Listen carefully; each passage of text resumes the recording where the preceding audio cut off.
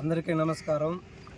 ఈరోజు కేంద్ర పౌర విమానయాన శాఖ మంత్రి కింజరపు రామ్మోహన్ నాయుడు గారికి యంగ్ గ్లోబల్ లీడర్ అవార్డు వచ్చిన సందర్భంగా మా స్మైల్ వాకర్స్ అసోసియేషన్ తరఫున ఒక అభినందన కార్యక్రమం చేయాలని అనుకున్నాము.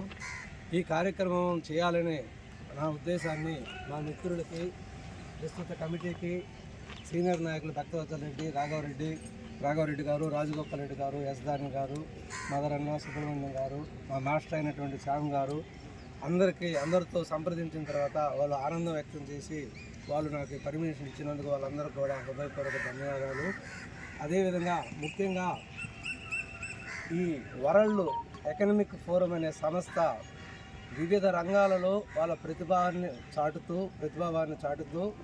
వాళ్ళ నైపుణ్యాన్ని ప్రదర్శిస్తూ సమాజాన్ని ప్రభావితం చేసేటటువంటి 40 years బిలో అయినటువంటి వ్యక్తులకి ఈ అవార్డు ఇస్తున్నారు.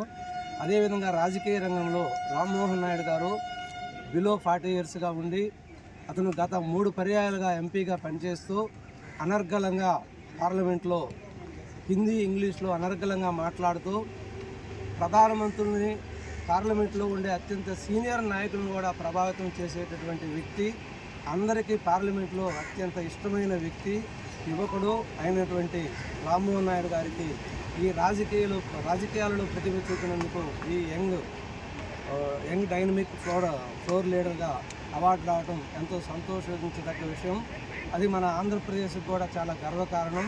కాబట్టి దాన్ని మనం ఒక సెలబ్రేషన్గా జరుపుకోవాలని ఆనందంతో మేము ఆయనకి కృతజ్ఞతలు తెలియజేయడానికి ఈ కార్యక్రమాన్ని ఏర్పాటు చేశాము.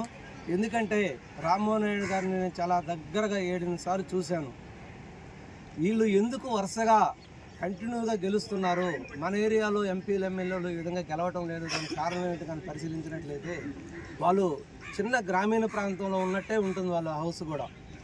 అలా ఉంటూ ఉదయం 8:39 నుంచి సాయంత్రం నైట్ 12 గంటల దాకా కూడా వచ్చిన ప్రతి ఒక్కరిని వాళ్ళు కలుస్తూ వాళ్ళతో మాట్లాడుతూ వాళ్ళ సమస్యలను పరిష్కరిస్తూ ఉంటారు.